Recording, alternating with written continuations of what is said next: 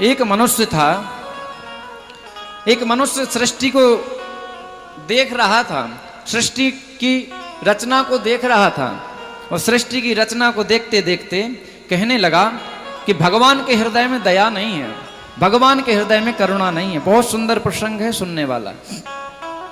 भगवान के हृदय में प्रेम नहीं है, भगवान के हृदय में दया नहीं है, भगवान के हृदय में करुणा नहीं है। क्यों? अगर भगवान के हृदय में दया होती तो भगवान ऐसी विचित्र सृष्टि की रचना क्यों करते? कैसी विचित्र?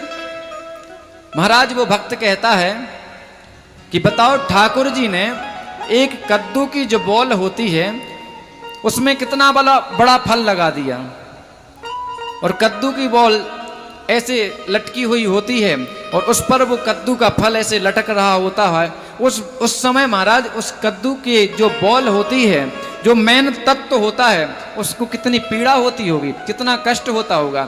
परमात्मा को इसमें छोटा फल लगाना था और विचार कर रहा था। अच्छा, चैत्र का महीना था, खूब धूप थी।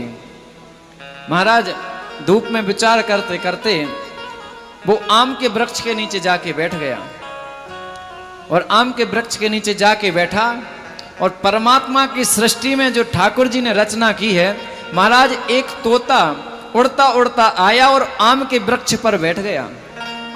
आम के वृक्ष पर बैठा और महाराज उसने एक आम के वृक्ष में जो नवीन फल होता है उसको कहते हैं अमिया, कैरी, उसमें अपने मुख को लगाया, उसमें अपनी चोंच को लगाया और महाराज वो फल टूट करके नीचे गिरा।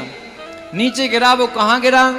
जो व्यक्ति उस वृक्ष के नीचे बैठा था उसके सिर पर गिरा। महाराज वो घबरा गया, थर थर कांप गया। क्या हुआ महाराज?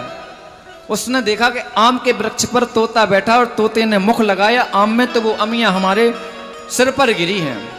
तो महाराज उसने सृष्टि का विचार नहीं किया और उठ करके सीधे ठाकुर जी के मंदिर में जाकर के दंडोत प्रणाम करके लेट गया कि ठाकुर जी, जो आपने सृष्टि की रचना की है वो परम सत्य है। अगर हमें आप अपने साथ सृष्टि की रचना करने के लिए रखते महाराज, और अगर आज वो कद्दू में इस आम के वृक्ष में लगा देता और वो कद्दू आम की जगह वो कद्दू आज मेरे ऊपर गिरता तो मेरा तो उद्धार ही हो जाता, मैं तो मर ही जाता।